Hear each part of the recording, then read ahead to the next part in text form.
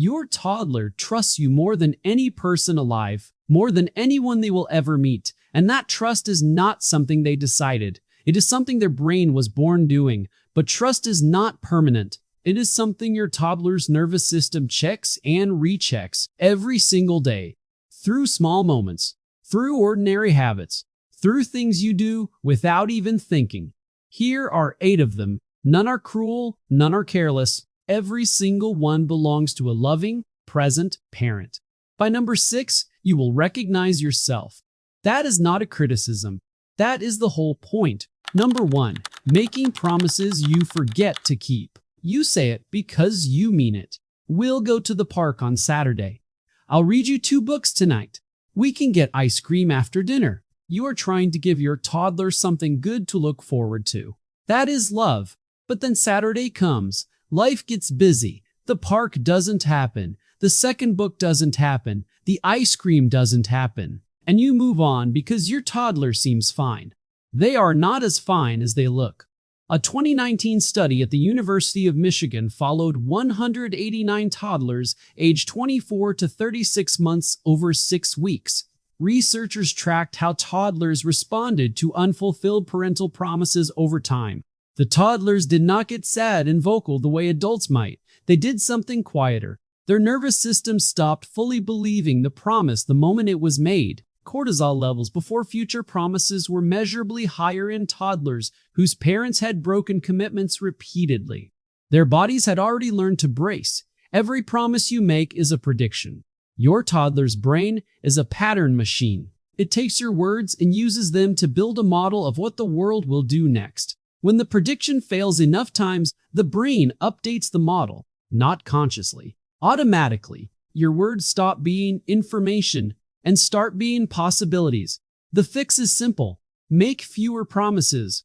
Only promise what you are almost certain you can deliver. And when life gets in the way, go back. Say it out loud. I said we'd go to the park and we didn't. I'm sorry. We're going Saturday and I mean it. That return is not just repair. It is one of the most powerful trust deposits you can make. Number 2, using your feelings to control their behavior. It makes mommy really sad when you do that. If you love daddy, you would listen. You're breaking my heart right now. You say this because you want your toddler to care about how their actions affect other people. That is a good thing to want to teach.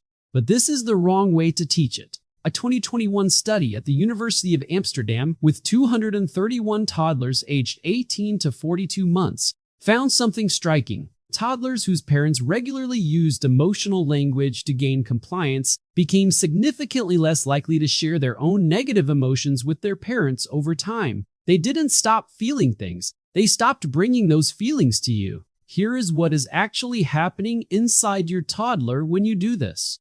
They learn that their behavior controls your emotional state, that their actions make you sad or happy or hurt. For a toddler, that is not empathy. That is power. And power over a parent is terrifying. The natural response is to manage you, to hide the bad feelings, perform the good ones, and figure out what version of themselves keeps you stable. You cannot fully trust the person you are managing. The correction is to separate your emotional state from their behavior. I need you to stop because it isn't safe is clean information. You're making mommy cry is emotional pressure. One builds self-regulation, the other builds self-monitoring. The difference matters more than it looks. Number 3, saying consequences you never actually follow through on. If you do that one more time, we are leaving. They do it. You give one more chance, then another. Then you negotiate. Then you are still there 30 minutes later. You stay because leaving is genuinely disruptive, because it feels too harsh, because you don't want to ruin the afternoon. All of that makes sense. But a 2018 study at Duke University following 267 toddlers found that inconsistent consequence delivery produced the same neurological pattern in toddlers as intermittent reinforcement. Your toddler is not learning to behave. They are learning that your stated consequences are opening positions, not final ones. They are learning to push because pushing works. More than that, they are learning that the gap between what you say and what you do is wide. That is exactly what erodes trust, not the consequences themselves. The gap. The correction is not to become harsh, it is to become honest. Only name a consequence you will actually follow through on, something small and real. If you do that again, we will sit in the car for 5 minutes. And then do it. A small consequence you keep is worth 10 large ones you don't. Number 4. Dismissing fears that feel small to you. This is the one most parents are doing right now without realizing it. The dark hallway, the drain in the bathtub, the dog next door, the shadow on the ceiling. You're fine. There's nothing there. It can't hurt you. You say this because it's true. You say it because you want to reassure them quickly and move on. But a 2020 study from the University of Washington with 203 toddlers between 24 and 48 months showed a consistent outcome across the entire sample. Toddlers whose fears were regularly dismissed did not stop being afraid. They stopped coming to their parents with fear. They stopped bringing it to you at all. This is the mechanism. Your toddler comes to you holding something real. Their nervous system is firing a genuine alarm signal. You tell them the alarm is wrong. You have not turned off the alarm. You have taught them that you are not the right person to bring it to. Over time, that lesson does not stay inside fears. It moves, worries, upsets. Later, much bigger things. The habit of not bringing hard things to you starts here. The correction takes 30 seconds. I can see that it feels scary. Let's look at it together. You are not confirming the threat is real. You are confirming that they are real. That is what they came to you for. That is the only thing they came to you for. Number 5. Telling them how they feel instead of asking. You're not sad, you're just tired. You're not scared, you're nervous about something new. You're not angry, you're hungry. You say this because you often know their body better than they do at this age, and you are often right.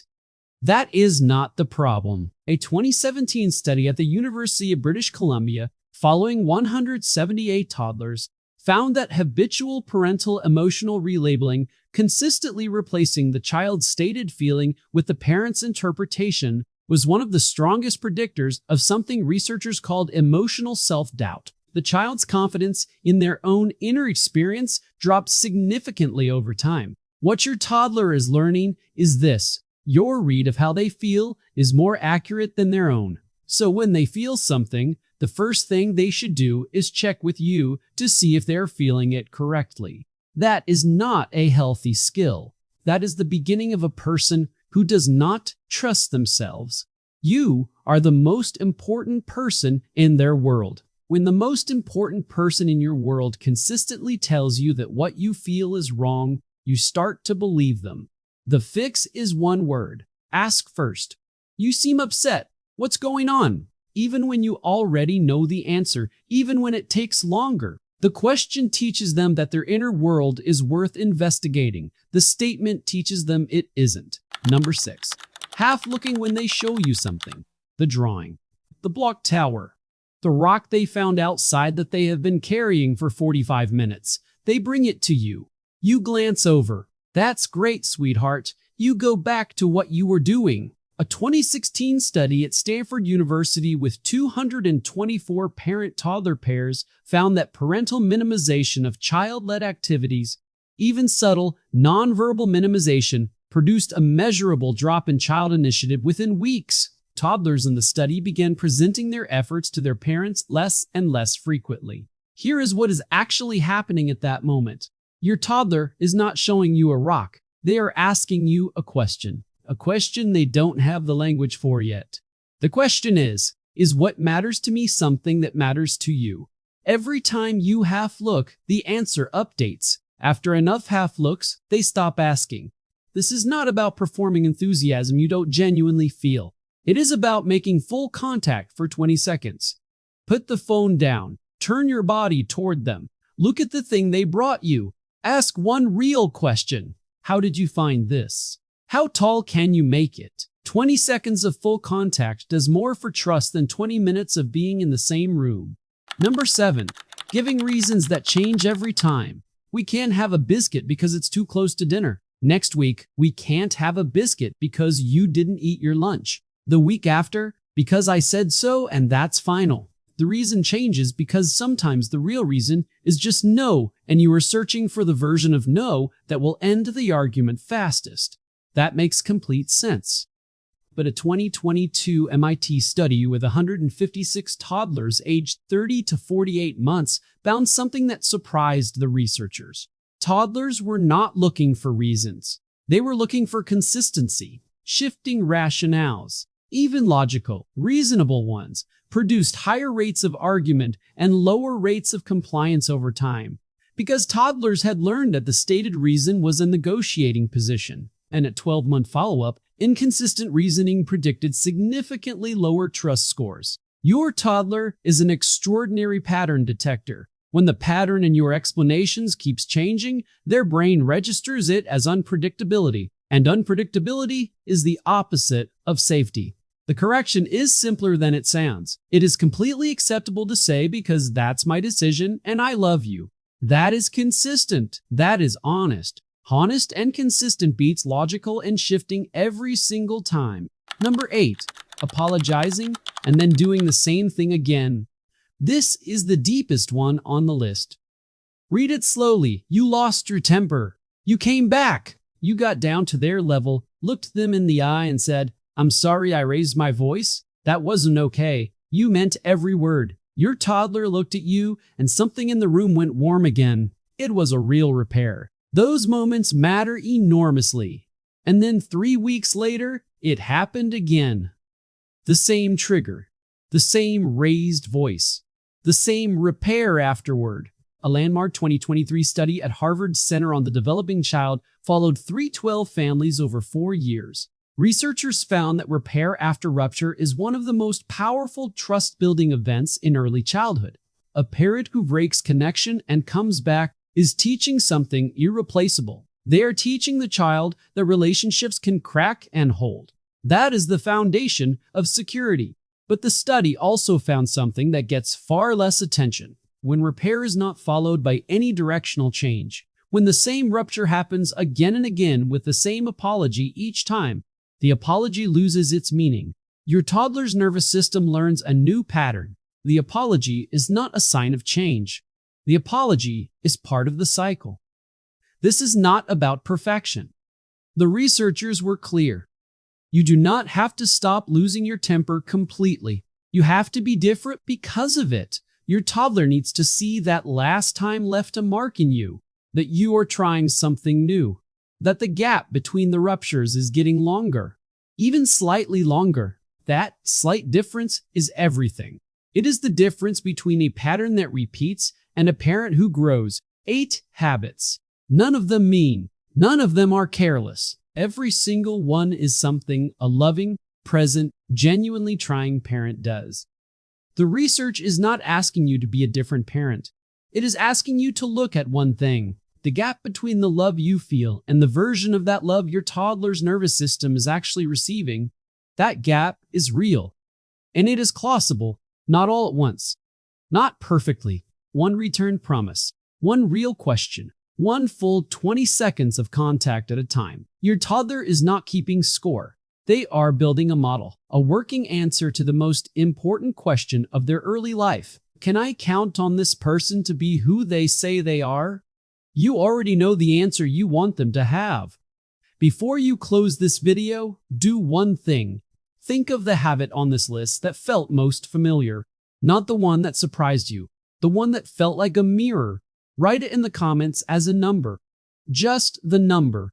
Because the parent watching this at 11 p.m., sitting in the dark wondering if they're getting any of this right, needs to see that they are not alone in it. And if you want to know what secure toddler attachment actually looks like in real daily behavior, the specific signs that tell you clearly whether your foundation is solid or needs attention, that is the next video. The signs are not what most parents expect, and the earliest one appears before your toddler can walk.